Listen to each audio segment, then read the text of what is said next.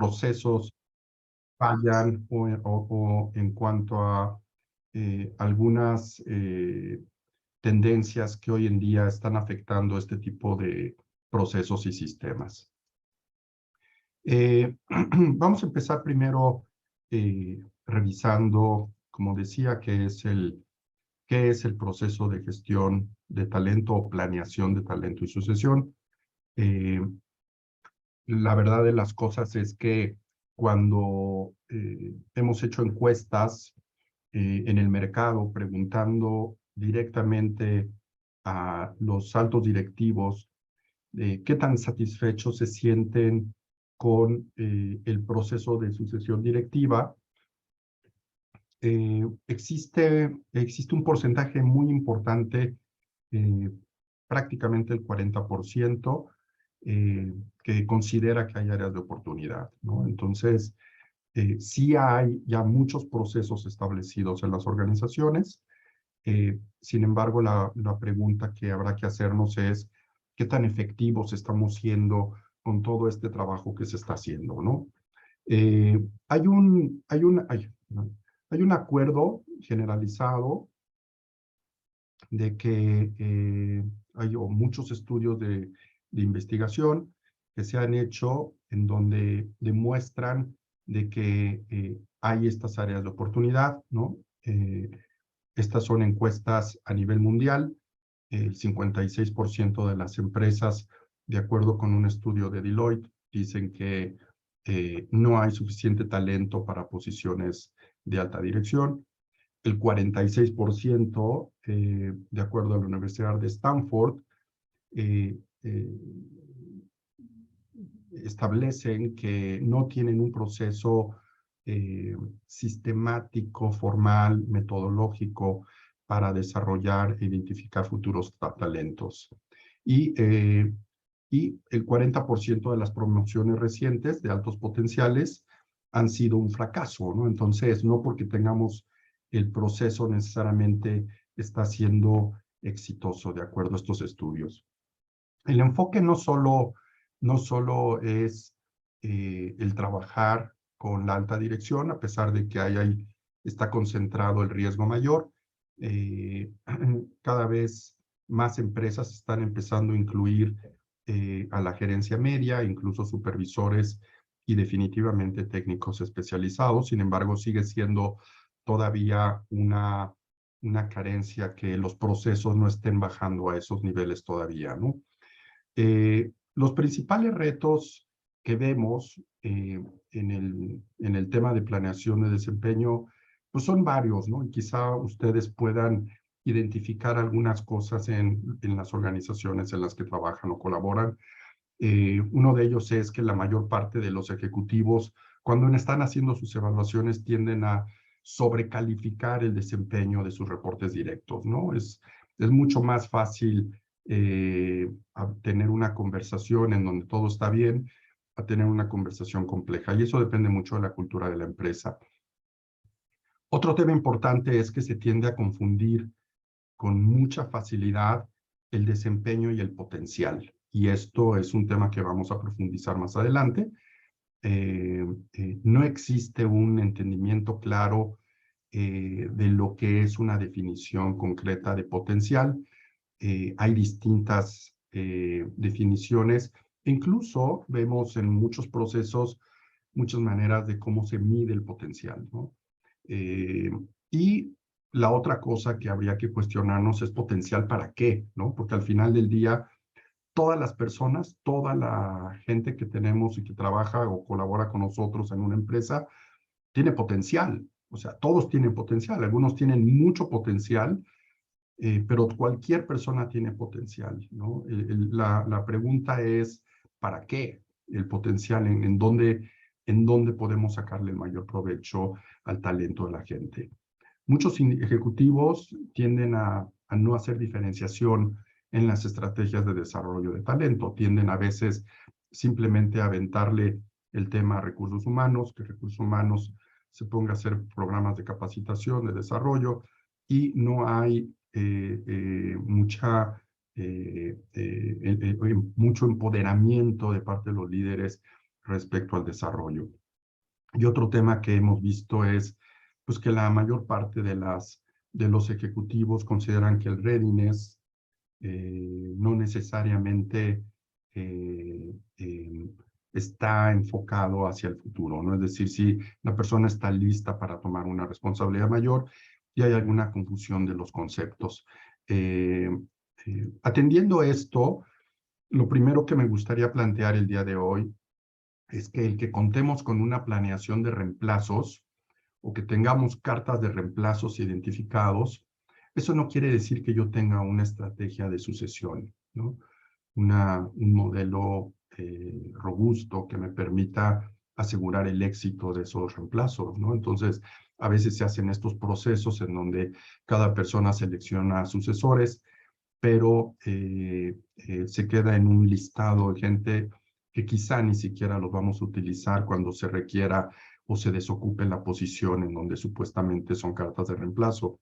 De ahí que es muy importante contar con una visión mucho más integral de cuál es la banca de talento y cuál es la estrategia de negocio, ¿no? Quedar muy claros que debe de haber una alineación total en estos dos conceptos, y eso se dice fácil, pero es un tema que genera mucho trabajo y mucho trabajo de reflexión. Esperar hasta que se vaya la gente para buscar el reemplazo, pues definitivamente genera discontinuidad, es un riesgo incluso muy importante, ¿no? Y si la discusión sobre sucesión inicia cuando ya es necesaria la transición, pues estamos hablando como tal de un proceso de reemplazo, sino necesariamente de un sistema integral de talento y sucesión, ¿no? Entonces, aquí está este señor que fue el CEO de General Electric, pero este es un ejemplo, él empezó a trabajar muchos años antes en la organización, fue identificado a través de estos procesos por GE en 1982 como un potencial joven que tenía grandes posibilidades de crecer. Fueron construyéndolo, fueron trabajando con él. En 1994 ya formaba parte de un talent pool mucho más selecto, 24 personas, lo cual estamos hablando de poco más de 10 años de trabajar con él y de construirlo, de tal manera que en 1997 ya era un talent pool mucho más selecto, y en el año 2000 fue de los candidatos para considerarse como reemplazo de la dirección general para esta gran empresa, ¿no? En el 2001 fue nombrado el director general, él se retiró hace algunos años, ¿no? Pero podemos ver toda una trayectoria con un esfuerzo muy importante de construir talento, ¿no? Y lo cual abraza la idea de que es muy importante empezar y ver qué es lo que tenemos en toda la organización, no nada más en los niveles altos de la empresa, ¿no? ¿Cómo ha ido evolucionando la gestión de talento y la sucesión principalmente, ¿no? Entonces, el tema de planeación de reemplazos, normalmente no hay un ejercicio de identificación de talento, se hace una selección de nombres, pero poco se hace con el trabajo o de desarrollo de esa gente que ha sido identificada, y normalmente están muy enfocados al talento directivo de alta dirección, ¿no? Y después de esto, pues nos vamos a lo que sería ya un proceso de planeación de talento, en donde muchas organizaciones han avanzado importantemente en el establecimiento de sus procesos, incluso ya definiendo grupos de talento, talent pools, en distintos segmentos o en distintas unidades de negocio, etcétera, ¿no? Y hoy nos encontramos en platicar o reflexionar qué tanto tenemos un modelo integral para gestionar correctamente los riesgos asociados con la sucesión, en donde tengo una cobertura total de la organización y en donde tengo un entendimiento claro de el impacto que tienen esos riesgos en la estrategia de negocio, ¿no? Habiendo tocado esta pequeña introducción, me gustaría que hagamos algunos planteamientos sobre lo que es el talento y sucesión. Entonces, simplemente vamos ahorita a abordar algunos conceptos básicos, ¿no? Y el primer concepto que quiero tocar es que un modelo de planeación de talento de talento y sucesión no es simplemente un ejercicio de evaluación en donde identifico gente, le doy planes de capacitación y demás, ¿no? Realmente es un modelo que alinea la oferta y la demanda y los riesgos asociados al talento en una empresa. La oferta visto como lo que tengo hoy para jugar, después de hacer mis evaluaciones, tener un claro entendimiento del talento con el que cuento. La demanda es fundamentalmente lo que necesito para el negocio, ¿no? Y esto va a ser muy importante analizar qué tanto el tipo de talento que tengo realmente construye ventajas competitivas en mi empresa, ¿no? Y finalmente, la gestión de riesgos, ¿no? ¿Qué tipo de qué manera estoy abordando el modelo? Entonces, al final de cuentas, el modelo de planeación de talento no es un proceso de recursos humanos nada más, es realmente un proceso del negocio y es un proceso de gestión de riesgos de talento, ¿no? Y tiene una importancia relativa muy importante. Eh, ¿De qué estamos hablando, no? Normalmente cuando hacemos estos ejercicios me gustaría clarificar dos cosas, ¿no? Una es que cuando hablamos de desempeño y potencial, realmente estamos hablando de el cumplimiento de objetivos, de metas estratégicas, financieras, etcétera. Esto es el qué estamos midiendo y las competencias que se refiere al cómo tiene que ver más con los comportamientos, ¿no? Estos dos temas a veces en las empresas los aíslan, los separan, pero la verdad es que tienen una interacción muy importante. Incluso las funciones de talento y desarrollo, capacitación, a veces están totalmente separadas de las funciones de compensación en las empresas y las estrategias no necesariamente las estamos ligando, ¿no? Y esto, independientemente de que cada uno de estos procesos tenga un impacto en distintos planes de recursos humanos, debe de haber una interacción, debe de haber congruencia en lo que estamos haciendo. Sin embargo, me gustaría clarificar, ¿no? Que dentro del proceso, en la definición de metas como tal, normalmente es algo que impacta a los sistemas de compensación, pero fundamentalmente la estrategia que estamos buscando desde un punto de vista de planeación de talento es la diferenciación. Necesitamos asegurarnos que puedo diferenciar el talento regular del alto desempeño, ¿no? Normalmente los procesos de talento que tienen incorporado un modelo de competencias normalmente están enfocados al tema de desarrollo y se trata de segmentar el potencial, ¿no? Todo esto pues debería de estar, como decíamos antes, integrado en todo un modelo de gestión de riesgos. Cuando hablamos de segmentar, pues hay distintas maneras de hacerlo, ¿no? Pero aquí lo importante me parece es, esto está aquí expresado como unas curvas, ¿no? Normales, pero de lo que se trata es de estresar los modelos de tal manera de que tengamos mucha claridad de qué es el desempeño y qué es el potencial, cómo cruzan estos dos elementos dentro de mi modelo y qué tanto estamos realmente estresándolo de tal forma que tengamos los pocos elementos estratégicos claramente identificados, ¿no? Realmente estamos hablando, como decimos, de una pequeña élite de gente de alto desempeño, de gente con mucho potencial. Y independientemente de eso, pues igual y tengo otro tipo de segmentos que tengo que atender, ¿no? Hay distintas matrices de desempeño y potencial, ¿no? Puedo construir cosas muy específicas, ¿no? Cada empresa tiene sus requerimientos y sus modelos y la manera de medirlo, pero al final del día me parece que lo importante es que independientemente de la manera que lo haga, yo tenga la capacidad de establecer estrategias concretas para cada uno de los segmentos que estoy estableciendo, ¿no? Y estrategias no solo de desarrollo, estrategias de compensación, de remoción, de sucesión, de jubilación, son temas que tienen que estar asociados al modelo, ¿no? Entonces, si yo tengo, por poner un ejemplo, tengo aquí un 9box, ¿no? En donde este segmento de color verde estaría siendo la gente de alto potencial y alto desempeño. Todo el tema guinda es mi pipeline, es la gente que voy a desarrollar. Y aquí tengo en la parte azul la gente muy experta, ¿no? Entonces, de acuerdo al modelo, ¿no?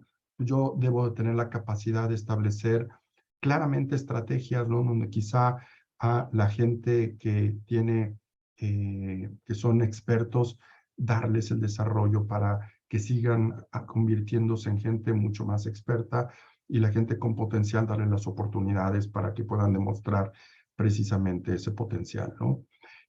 Pero eso no queda ahí en temas de desarrollo. O sea, yo puedo tener estrategias muy definidas, muy claras, segmentadas de compensación, en donde haga blindaje de la gente importante, en donde tenga estrategias específicas de salida de gente, etcétera, ¿no? Al final del día, de lo que se trata es de que podamos tener un proceso que sea comprado por la alta dirección. Una buena práctica es que las revisiones de talento logren tener transparencia, objetividad y tengan un lenguaje común en el modelo de evaluación. Eh, las estrategias de desarrollo pues deben de tener un claro seguimiento y una medición de su impacto. Y pues la idea es que en el tema de sucesión logre construir una banca profunda, robusta, que realmente tenga éxito en el momento del cambio, ¿no? ¿Cuál es, con todo esto que hemos comentado, hay muchos estudios que establecen que hay áreas de oportunidad en este tipo de procesos en las empresas.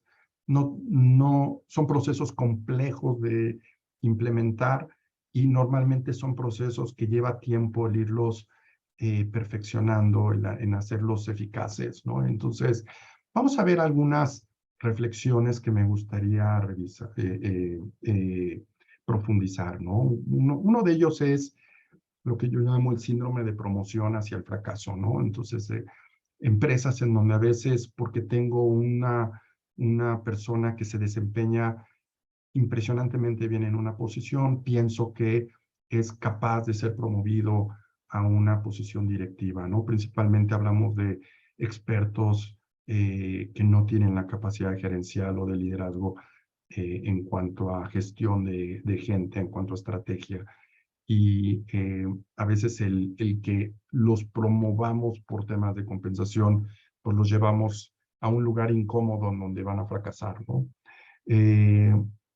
Trabajamos para otro, ¿no? A veces nos dedicamos a hacer un montón de procesos, invertimos muchísimo en capacitación, en desarrollo, pero si no le damos claridad, transparencia de su trayectoria profesional a la gente, pues esa gente es súper pirateable y normalmente el mercado no la va a quitar, ¿no?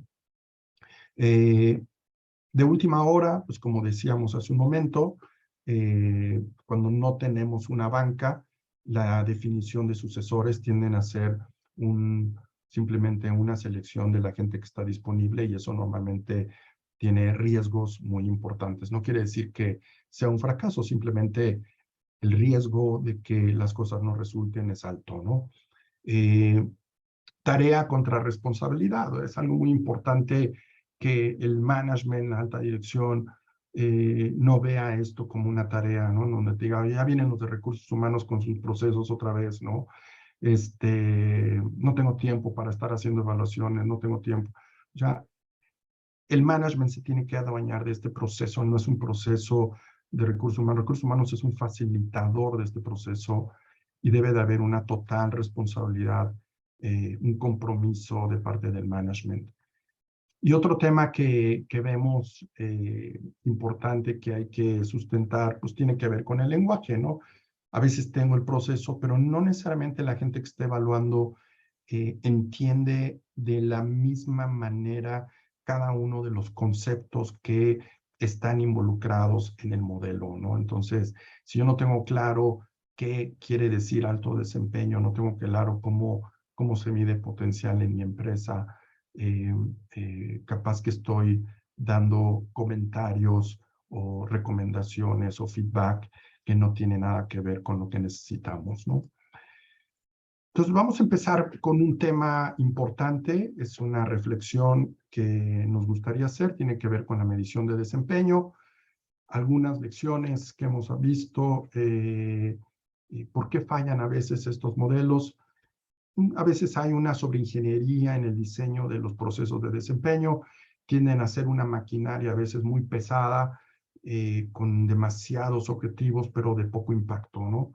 Eh, Otro tema tiene que ver con la cultura, ¿no? A veces hay empresas que no les gusta hablar de meritocracia, ¿no? Y que son complacientes a veces con el bajo desempeño, ¿no? Y entonces los procesos de evaluación tienden a ser un ejercicio también de bajo impacto.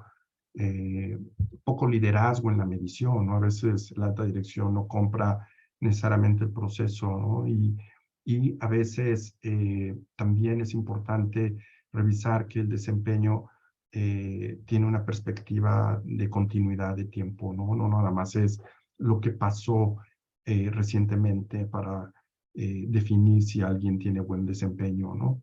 Hay muchos modelos de evaluación de desempeño, no voy a profundizar en eso, ya tuvimos un webinar de desempeño con explicando distintos modelos, ¿no?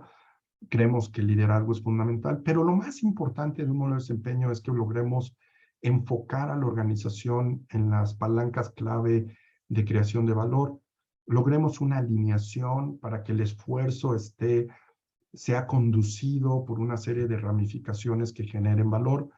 Y algo muy importante en mi evaluación para efectos de planeación de sucesión es lograr diferenciar, ¿no? ¿Qué es el alto y qué es el bajo regular desempeño, ¿no?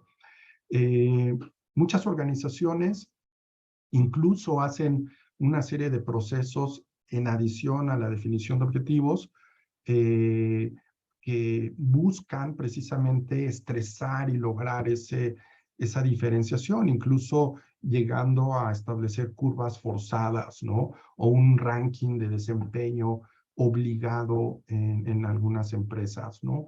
Hay una serie de metodologías, varias metodologías que hacen esto.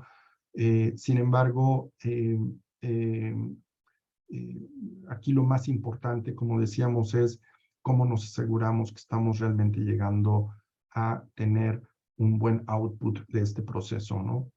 Algo que también hemos visto es que en los procesos de desempeño, en cuanto a la definición de metas, es mucho más fácil en la capa de arriba, pero cuando vamos bajando se empieza a entorpecer el sistema, ¿no? Entonces, y lo que sucede es que la alta dirección tiene una mucho mayor comprensión del impacto que tienen los objetivos en la estrategia del negocio y quizá aquí hacia abajo hay un trabajo importante que hacer en términos de ayudarle a la gente a entender cómo sus responsabilidades tienen un impacto en la creación de valor.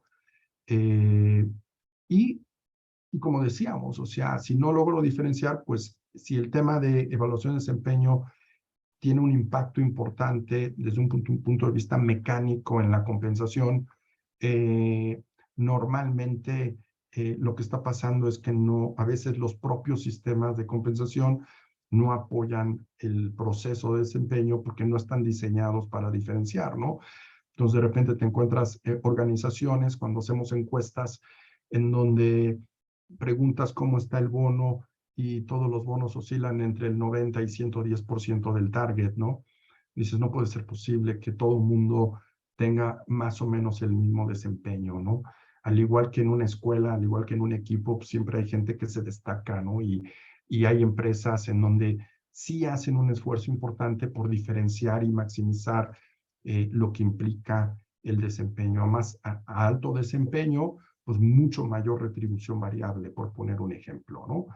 Entonces debe de haber una liga entre los procesos que me permitan asegurar que estamos diferenciando. Y la otra cosa es que cuando estamos evaluando desempeño desde un punto de vista de talento y sucesión, tenemos que quitarnos a veces el tema de que, oye, pues alguien hizo algo muy importante esos 2 meses, ¿no? O el director fiscal logró obtener una redención de impuestos que fue benéfica para la empresa, entonces es un alto desempeño, ¿no? Etcétera, etcétera. O sea, hay cosas que no se pueden ver de manera puntual. El desempeño lo tenemos que ver en el tiempo y qué tan capaz es la gente de mantener altos estándares de desempeño durante varios años, ¿no? Si esto lo logramos trabajar en los procesos de desempeño, entonces tengo mucho más oportunidad de definir cuáles son los principales personas que se destacan y puedo estresar mucho el modelo para definir alto desempeño o bajo desempeño, ¿no? Eh, Durante las sesiones de evaluación, ¿no? Podemos hacer diversas preguntas como facilitadores para efectos de que asegurar de que estamos realmente estableciendo con mucha claridad la capacidad, ¿no? Esto no nada más nace o debe de salir de los procesos de evaluación de desempeño que pueden tener una numérica, una aritmética importante, ¿no? No necesariamente porque a veces alguien salga bien calificado, es un alto desempeño, ¿no? Y eso es algo que tenemos que erradicar de los procesos al final del día, ¿no? En cuanto a los modelos de competencias, ¿no? Este es otro tema importante, ¿no?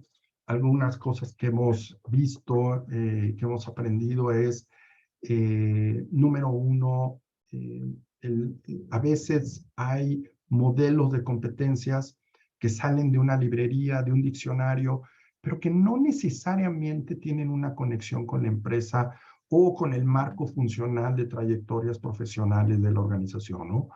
Definitivamente un tema también que es importante es que no hay un compromiso a veces de los distintos jugadores que impactan la evaluación de competencias, ¿no?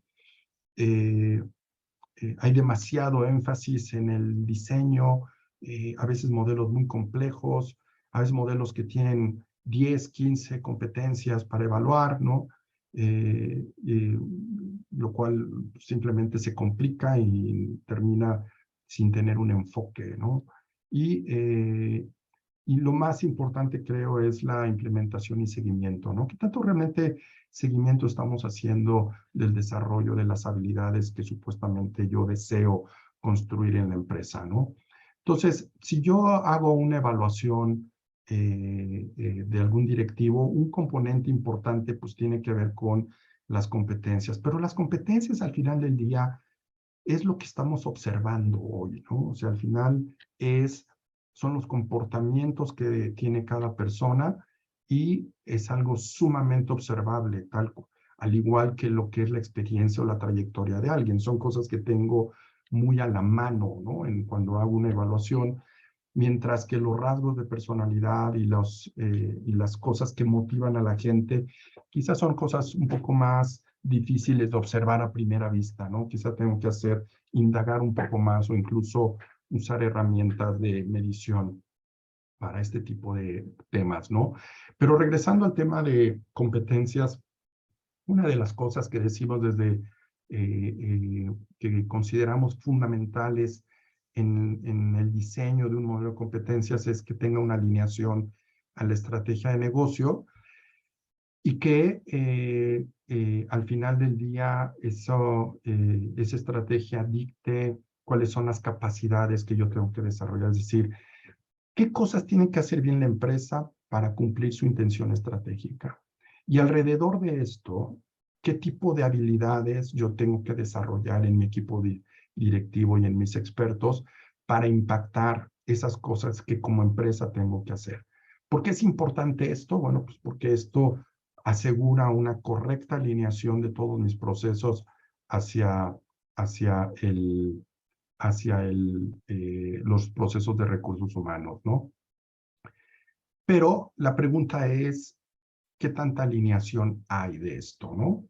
¿Estamos seguros de que el modelo está alineado a las capacidades que necesita desarrollar la empresa, y me refiero a capacidades de organización. Veamos algunos ejemplos, ¿no? En un webinar anterior tuve oportunidad de platicar estos ejemplos, pero si vemos nosotros esta lámina, pues todos conocemos esta empresa y todos sabemos que es una empresa que su principal capability, su principal habilidad es la innovación, ¿no? El desarrollo de soluciones innovadoras, ¿no? Que tengan un impacto en la vida de la gente. ¿Cómo nos imaginamos que esta empresa define sus procesos internos y su cultura organizacional, ¿no? Bueno, pues seguramente es una empresa que apoya la diversidad de pensamiento, que fomenta la toma de riesgos en la gente, motiva la acción, ¿no? No se queda pasmada la gente haciendo análisis, ¿no? Se vale equivocarse, hay mucha claridad sobre el futuro y normalmente hay caos, ¿no? Hay caos organizacional, ¿no? Son empresas que definen sus modelos de cultura de una manera particular, ¿no? Esta es otra empresa que todos conocen, no es una empresa que su principal capacidad sea hacer pan, es una empresa que su principal capacidad es la logística, ¿no? Se asegura de que el pan llegue con calidad al último rincón del país o donde operan en sus mercados, ¿no?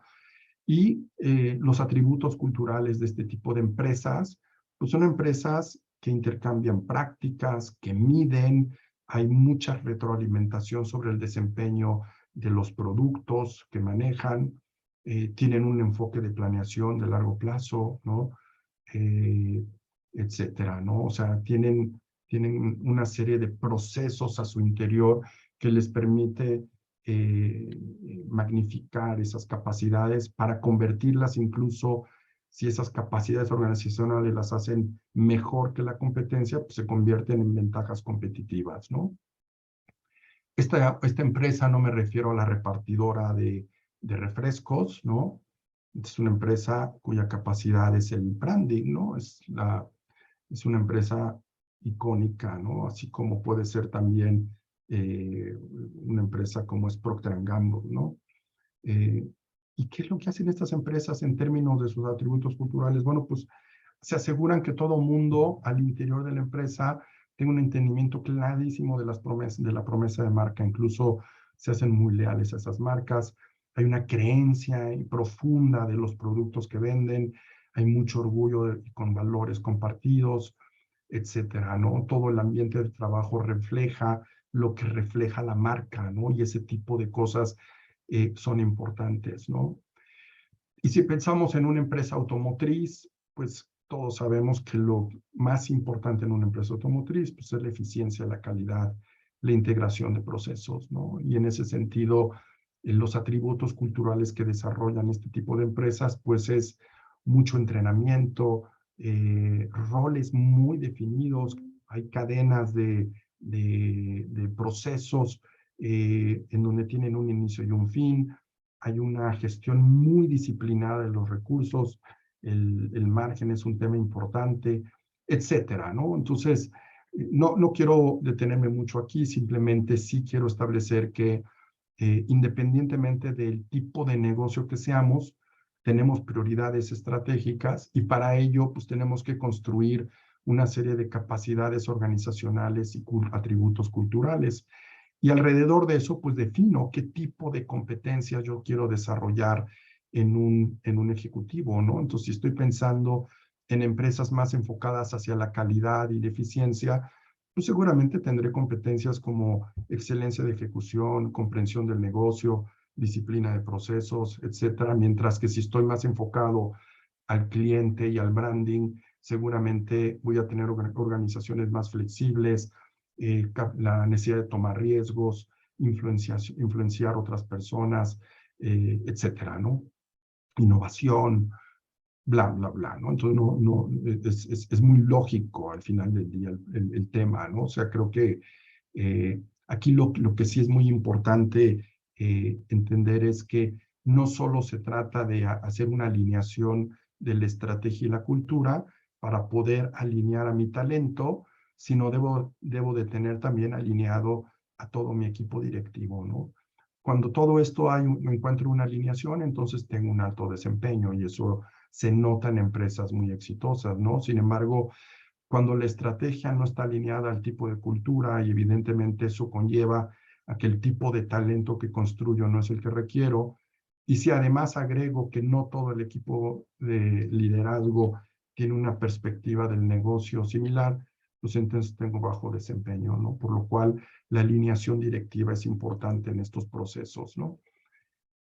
¿Por qué es importante desarrollar un buen modelo de competencias? Bueno, primero, entender que los modelos de competencias son dinámicos, deben estarse revisando conforme los negocios se van transformando, ¿no? Debemos de alinear las competencias a la construcción de las capacidades organizacionales, ¿no? Tenemos que entender en qué momento nos encontramos de organización.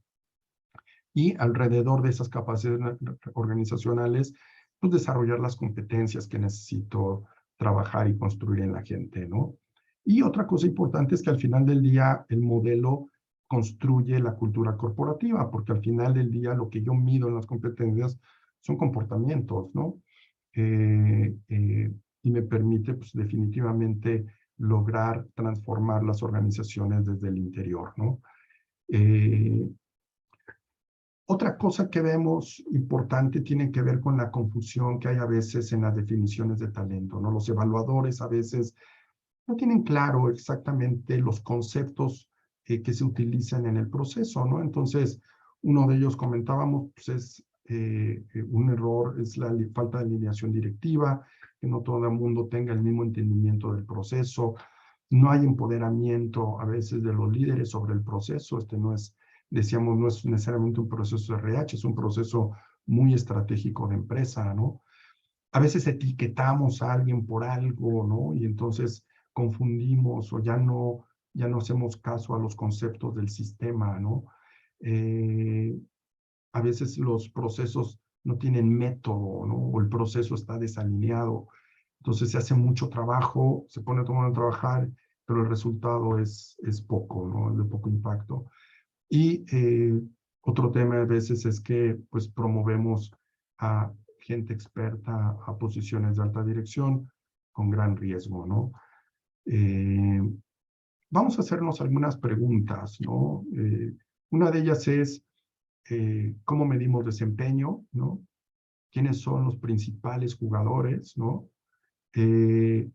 ¿Cómo medimos potencial? ¿Quién tiene realmente la capacidad de desarrollar habilidades y que me permita, que les permita crecer rápido y avanzar rápido en una organización hasta arriba, ¿no?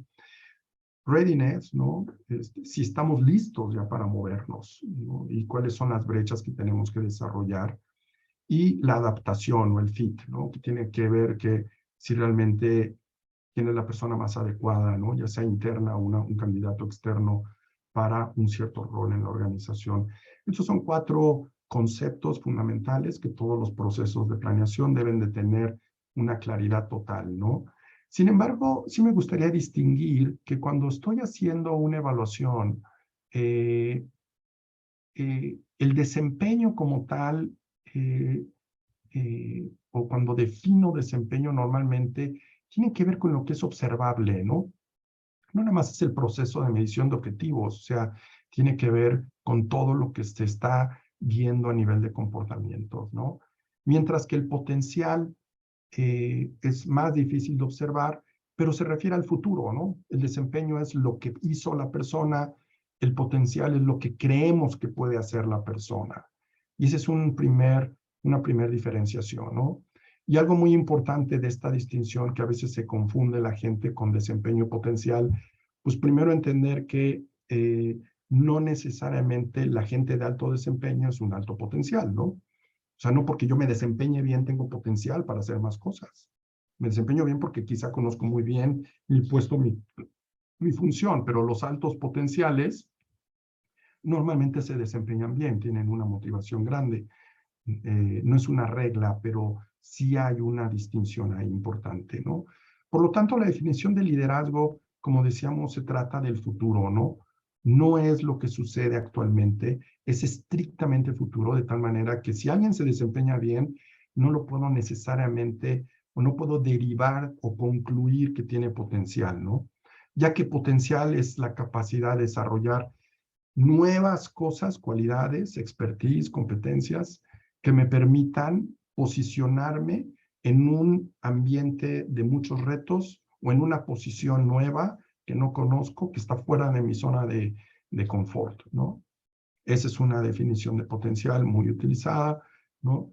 Y una cosa que permite identificar el potencial, pues tiene que ver con la agilidad de aprendizaje, ¿no? Es decir, si yo logro observar o anticipar que alguien tiene agilidad de aprendizaje, pues seguramente es alguien que podrá tener la capacidad, la voluntad, la motivación de aprender de experiencias y desempeñarse muy bien y de manera rápida en posiciones nuevas o en condiciones nuevas o en condiciones de gran reto, ¿no? ¿Y cómo definimos agilidad de aprendizaje? Pues hay muchas maneras de hacerlo, pero al final del día hay 5 tipos de agilidad de aprendizaje, ¿no? Una es el autoconocimiento, y esto tiene que ver con qué tanto el individuo conoce sus fortalezas y debilidades. Otro tiene que ver con la agilidad mental, qué tanto la persona tiene la capacidad analítica de analizar problemas de una manera única. La agilidad social, qué tan fácil se adapta a nuevos entornos o nuevos equipos. La agilidad de transformar, qué tanto se adapta rápidamente para experimentar en situaciones de transformación o de cambio. Y la agilidad de dar resultados, ¿no? ¿Qué tan rápido da resultados cuando lo sacamos de su zona de confort, ¿no? Entonces, si alguien tiene estos signos, podemos decir que tiene potencial, ¿no? Entonces, otro tema importante es diferenciar las distintas posibles trayectorias. A veces también se confunden, ¿no? Entonces tenemos trayectorias de alta profundidad, trayectorias de alta amplitud, ¿no? En estos dos extremos, yo podría decir que alguien que se desempeña bien puede tener cualquiera de las dos trayectorias, nada más que si me desempeño bien, pues entonces soy un high pro, ¿no? Soy un pro porque me permite seguir desarrollándome en el mismo puesto con mayor profundidad. Y un alto desempeño que además tiene potencial, lo voy a definir como un alto potencial, y es alguien que tiene agilidad de aprendizaje, que se desempeña de manera muy efectiva en situaciones complejas a la primera vez, ¿no? Entonces, esto a veces se confunde mucho, necesitamos asegurar que hay claridad, ¿no? Digo, no voy a entrar ahorita en tanto detalle por tiempo, pero alguien con una trayectoria de alta profundidad, pues normalmente es un experto, es alguien que tiene un conocimiento profundo de la empresa, se desempeña bien, ama lo que hace, no aspira a una posición directiva, a un rol necesariamente distinto, ¿no? Sin embargo, alguien que tiene amplitud, que tiene potencial, normalmente es muy curioso, le gusta innovar, le gusta tomar riesgos, le gusta moverse a otras posiciones, aspira a roles de liderazgo, ¿no? Entonces, todos tenemos, esto no es bueno ni malo, es muy importante tener de los dos tipos de trayectorias en mi organización, ¿no? Otra confusión que hemos visto en el tiempo es alto potencial y readiness, ¿no? No porque tenga yo potencial, necesariamente estoy listo para moverme a una posición inmediatamente, ¿no? Entonces, ¿por qué? Porque al final del día el potencial no me permite concluir que está listo para moverse. Puedo tener el potencial, pero quizá no hoy, ¿no? Y no solo es un tema de tiempo, tengo que asegurarme que la gente que está desarrollando y que tiene potencial puede desarrollar habilidades y experiencias para asumir ese nuevo rol o ese nuevo compromiso, ¿no? Otro tema complejo tiene que ver con los roles pivote, ¿no? La definición de puestos clave, ¿no? A veces vemos las listas de puestos clave en los procesos y es amplísima. Entonces, me gustaría poner aquí un ejemplo y hacerles una pregunta, ¿no?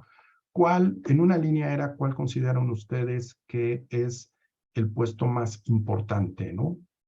Entonces, tenemos un piloto, el director de operaciones, el de mantenimiento, una sobrecargo y planeación de logística, ¿no? Entonces, el webinar no es interactivo, entonces simplemente les comento que muchas personas cuando ven esta lámina me dicen que el puesto más importante es el piloto o el de mantenimiento, ¿no? Sin embargo, un piloto es un rol de desempeño, no necesariamente porque se desempeñe infinitamente mejor va a agregar valor, o sea, tiene que volar bien, ¿no? Y además es una posición, es un commodity, ¿no? Mientras que la azafata es un puesto clave porque ayuda en en la experiencia del servicio al cliente, ¿no? Y eso genera recompra en las líneas aéreas. Entonces, este es considerado un rol clave. De ahí que es muy importante cuando hacemos este tipo de ejercicios, hacernos estas preguntas: ¿quién es realmente clave? ¿Cuáles son los puestos realmente que contribuyen y generan valor al negocio, ¿no? Los puestos que son críticos pues, son aquellos que conducen valor, tienen habilidades únicas, afectan al negocio, no son afectados por la estrategia del negocio, ¿no? E inciden directamente en riesgos, ¿no? Y no necesariamente son los directores, ¿sí? Yo puedo tener un director que no necesariamente sea un puesto clave, ¿no? Pero bueno, hemos avanzado aquí en varias definiciones, ¿no? En aras de tiempo, pues vamos a avanzar. Lo que sí es importante es una cosa que es fundamental, es que la gente que va a valor debe de tener la misma definición, debe tener un entendimiento muy claro y dónde impacta en cuanto a lo que son las descripciones de las vivencias pasadas y lo que es el futuro del talento, ¿no? Quiero tocar un poco el tema de sucesión. Hoy hemos hablado la parte de proceso, en la parte de sucesión de empresas familiares, simplemente establecer que ya en la vida de estos procesos en una empresa familiar, pues tiene una connotación más importante. No nada más es hablar del proceso, aquí estamos hablando también de la integridad y de la familia, ¿no? Y entonces, pues es muy importante superar algunos retos en las familias, ¿no? El síndrome del dueño y el ejecutivo, ¿no? Aclararle a las familias que los activos de la empresa no necesariamente son los mismos que los activos familiares, ¿no? Normalmente hay que planear con tiempo la sucesión a través de un proceso institucional. Necesitamos desarrollar una dinámica sana en la familia, ¿no? Para que esto no genere conflictos en el proceso sucesorio y tener perspectivas mucho más positivas sobre el futuro, ¿no? Debe haber una alineación total de la familia sobre el futuro de la empresa. Y algo muy importante es que hay familiares que a veces están dentro de las empresas, ¿no? Pero pueden estar como accionistas, pueden estar como representantes de de la familia o de los accionistas en el consejo de administración, o pueden estar operando en el negocio, ¿sí? Pueden estar en varios de estos roles.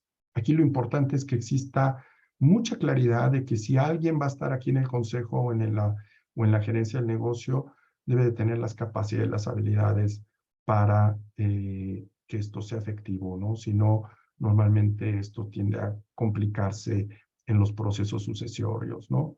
Y algo que consideramos muy importante dentro de estos procesos, pues tiene que ver con la gobernanza propia de la organización. Es muy importante en los procesos de sucesión familiar tener un gobierno corporativo, tener un proceso de institucionalización en donde estas herramientas que hemos comentado son simplemente herramientas de apoyo, ¿no? Pero de lo que se trata es de lograr la sostenibilidad de la empresa, ¿no? Eh, eh, este tipo de modelos pues, permiten hacer una buena alineación de liderazgo con la estrategia de sucesión y de la empresa. Y algo que es muy importante es que la institucionalización, el consejo de administración se adueñe del proceso de la sucesión, ¿no? Que tenga un proceso que sea claro, que sea objetivo y que asegure que la familia entiende los distintos roles que puede jugar en el proceso, ¿no? Si esto se hace de manera correcta, seguramente tendremos un proceso de sucesión sumamente efectivo, ¿no? Algunas reflexiones, algunas conclusiones de todo esto que hemos visto. Normalmente los procesos de sucesión y de talento desde su diseño conllevan algunas partes. La 1 y 2 tiene que ver con la construcción del modelo, clarificar la estrategia, construir el modelo de competencias, construir las definiciones de talento, para después entrar en la ejecución, en hacer calibraciones, en hacer sesiones de discusión, evaluación, y muy importante en la fase final, que no es final, simplemente es el final del primer año, ¿no? Es contar con indicadores y darle seguimiento a todos los acuerdos que se hicieron, ¿no? A veces los procesos que establecemos hacen una ingeniería importante hasta el paso 4 y fallan en la parte 5, ¿no? En donde no estamos viendo cuál es el retorno de todas las inversiones que estamos haciendo en temas de talento, ¿no? Entonces, la medición es fundamental, tener indicadores que me permitan medir qué tanto estamos construyendo competencias, qué tanto estamos minimizando riesgos, etcétera, ¿no? Estas son cosas que tenemos que tener en mente cuando diseñamos un modelo de este tipo. Pero al final del día, los procesos de talento de asociación, decíamos, no es un proceso de recursos humanos nada más, es un proceso muy estratégico que me permite entender la oferta, demanda y riesgos, nada más para, esto es una especie de corolario de todo lo que hemos hablado, ¿no? No es un proceso desvinculado de la compensación, ¿no? Sí tiene cosas que ver con los procesos de desempeño y de compensación. El resultado debe de asegurar una información estratégica para la sana toma de decisiones de talento y como decíamos, toda la gente tiene talento y potencial, nada más se trata de entender dónde dirigir a cada quien y de qué manera, ¿no? Los principales temas que vimos el día de hoy: estrategia de talento, ¿no? Construcción de competencias, ¿no? Construimos o las compramos, ¿no? Desarrollar talento con el fin de construir capacidad organizacional. El tema estratégico es muy importante. Clarificar el lenguaje de talento, definir con mucha claridad los roles críticos que realmente afectan la estrategia, tener mis estrategias de diferenciación, segmentación, desarrollo y riesgos bien definidas con acciones concretas, ¿no? Lograr mantener el modelo de talento como un sistema de oferta, demanda y riesgos. Y en el caso de empresas familiares, pues planear el futuro, tener claridad en los roles de la familia dentro de este proceso y darle una importancia sustantiva a la gobernanza o al consejo de administración, ¿no? Entonces, estos son los temas que hemos tratado. Me gustaría pasar por los últimos minutos que tenemos a preguntas. Yo les quiero dar las gracias a todos por esta oportunidad de compartir este material y estas experiencias con ustedes, pero estoy a sus órdenes para preguntas que tengan. No sé si quieran escribir algo en el chat, se los voy a agradecer, y si Carlos me ayudas a leer algunas de ellas, ¿no?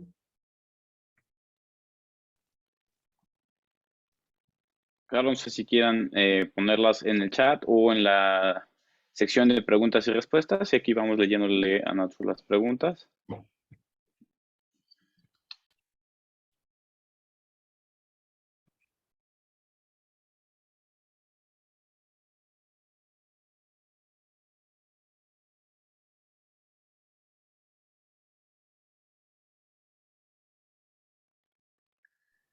Tenemos una pregunta, Nacho. Preguntan, ¿cómo persuadir a los directivos que esta tarea no es solo de recursos humanos?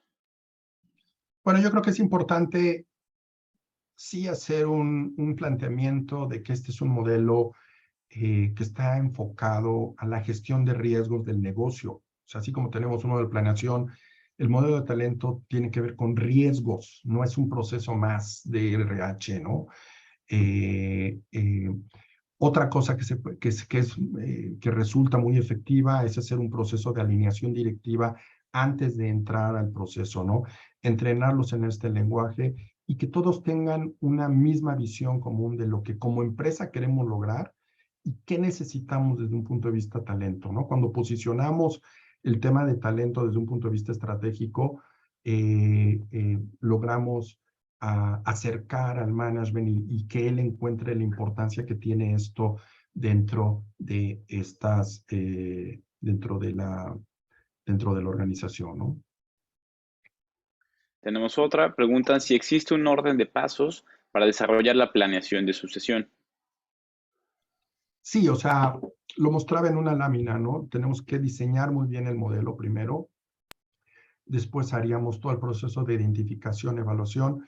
Vale mucho la pena hacer calibración, seleccionar los grupos de talento, ya sea expertos, filtrar los pools de talentos de la gente es súper importante. Incluso crear una gobernanza alrededor de cómo queremos blindar a esos grupos de talento que hemos venido construyendo, que se destacan, ¿no? Entonces, el gobierno corporativo puede crear incluso propiedad corporativa sobre esos grupos.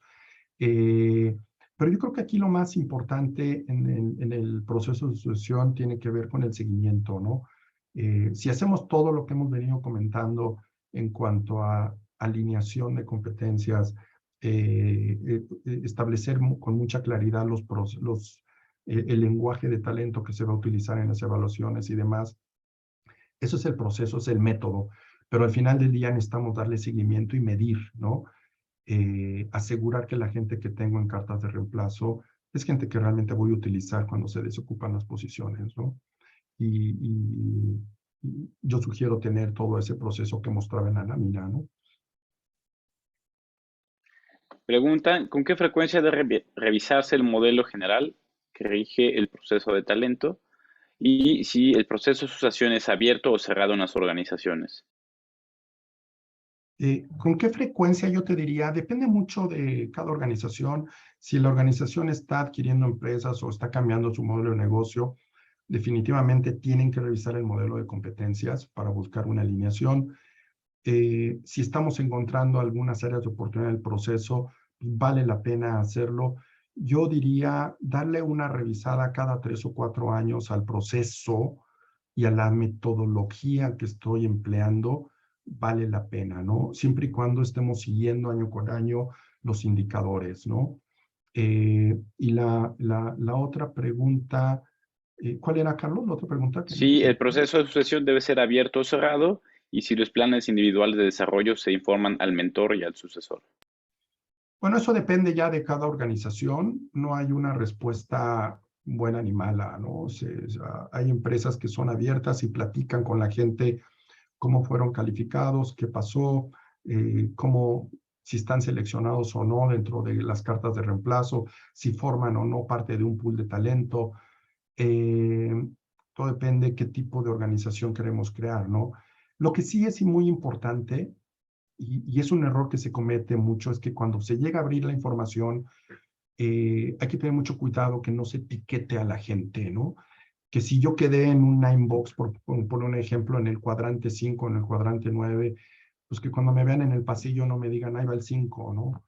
O sea, eso no tiene nada que ver, o sea, esto no es un proceso en el cual me terminen encasillando en un cuadrito o en una calificación de desempeño, ¿no?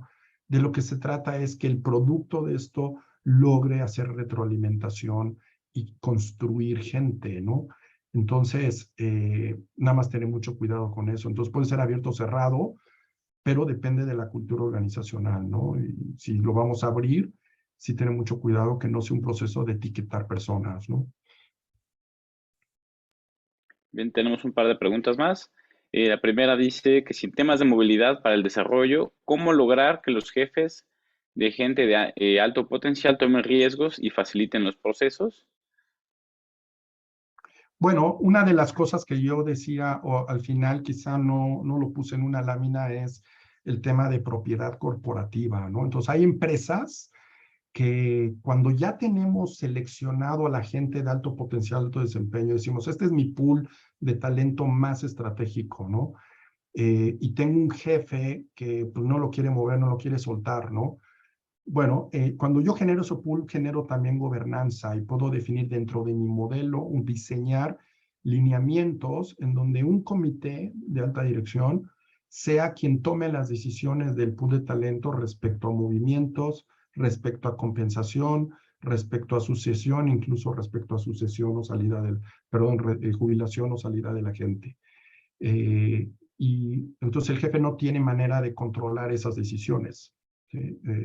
Eso se hace cuando tengo expertos muy sofisticados o gente o un pool de talento en la que le he invertido mucho, lo voy a blindar, pero también le voy a dar una gobernanza desde un punto de vista de negocio, ¿no? Porque no necesariamente todos los jefes tienen capacidad de liderazgo, de supervisión como quisiéramos, ¿no? Entonces a veces se cometen errores, ¿no? Yo recuerdo una empresa en la que trabajé, había 2 o 3 técnicos que eran de los 4 o 5 más importantes en el mundo, y un día un jefe lo corrió a uno de ellos porque tenía una religión que no le gustaba, ¿no? Entonces, son temas que no pueden suceder en una organización, ¿no? Porque pones en riesgo la viabilidad de la empresa, ¿no?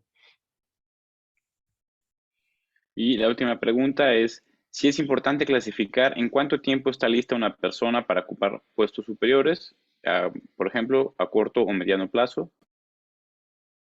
Eso sí es muy importante, ¿no? Pero no como una receta de cocina. A veces sucede eso.